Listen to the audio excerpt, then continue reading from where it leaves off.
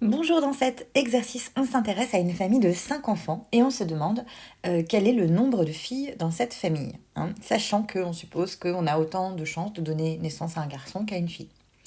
Et donc, la question, c'est sur ces 5 enfants, quelle est la proba d'avoir une seule fille, quelle est la proba d'en avoir deux, d'en avoir au moins une, ou d'en avoir 3 ou plus.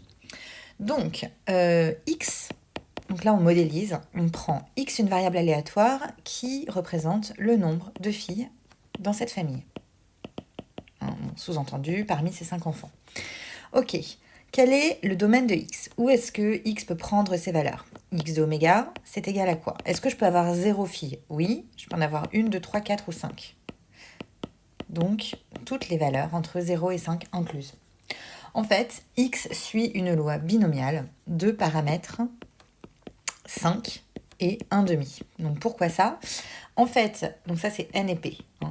Pourquoi? Parce qu'en fait, vous avez ici 5 expériences indépendantes. Finalement, donc chacun des enfants, l'expérience associée à chacun des enfants, c'est est-ce que c'est un garçon ou une fille. Et ils sont indépendants. Le sexe du suivant ne dépend pas du sexe de celui d'avant.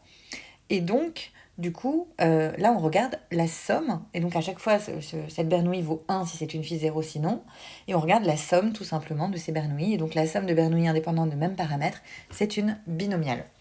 Du coup, la probabilité que x soit égal à k, ce que vous auriez pu retrouver par ailleurs avec du dénombrement, si vous aviez fait que les combinaisons et tout, c'est retrouvable. Mais c'est quand même plus pratique d'avoir la formule, disons, toute faite. La probabilité que x soit égal à k, donc quel que soit k dans x de oméga, ça j'aurais dû l'écrire quelque part, je vais l'écrire là, quel que soit k dans x de oméga que j'ai donné au-dessus. La probabilité que x soit égal à k, c'est égal à k parmi n, donc nombre de combinaisons de k parmi n. Et ensuite, on a, qu'est-ce qu'on a? On a P puissance K et 1 moins P puissance N moins K. Donc ça veut dire que P fois de suite, pardon, K fois, pas de suite, K fois en tout, on a un succès qui arrive avec proba P. Et N moins K fois, on a donc un échec avec proba 1 moins P. Et comme on ne sait pas dans quel ordre arrivent ces échecs et ces succès, on est obligé de multiplier tout ça par le nombre de combinaisons possibles.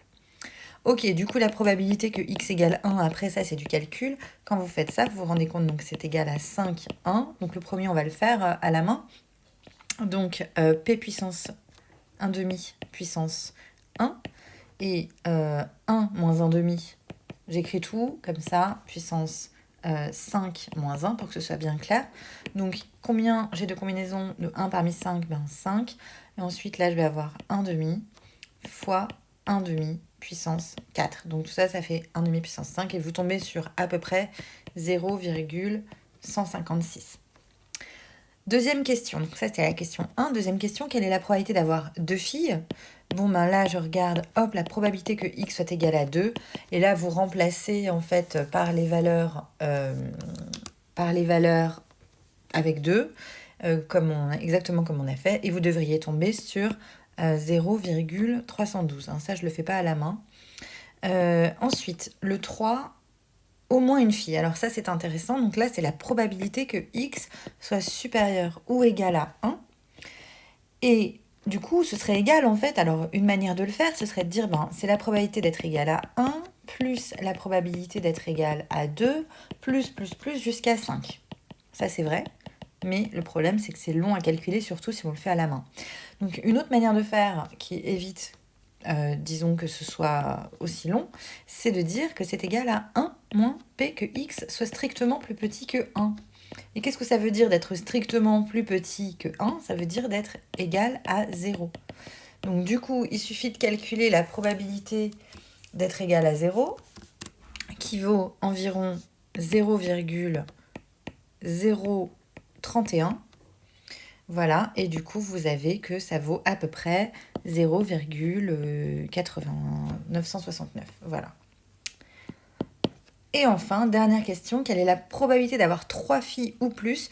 Donc là, c'est la probabilité que x soit supérieur ou égal à 3.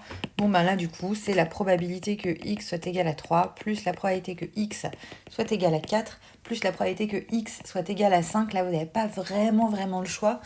Vous êtes quand même un petit peu obligé de tout additionner. Et du coup, vous allez tomber sur 0,5. Ça tombe hyper juste parce qu'en fait, notre loi, elle est symétrique, hein, la loi binomiale. Donc du coup, la probabilité que x soit plus petit que 2, ben, c'est pareil, c'est 0,5. Enfin, inférieur ou égal. Hein. C'est donc pareil, 0,5 en l'occurrence. Parce que nous avons un nombre pair de valeurs possibles. Voilà, j'espère vous avoir éclairé.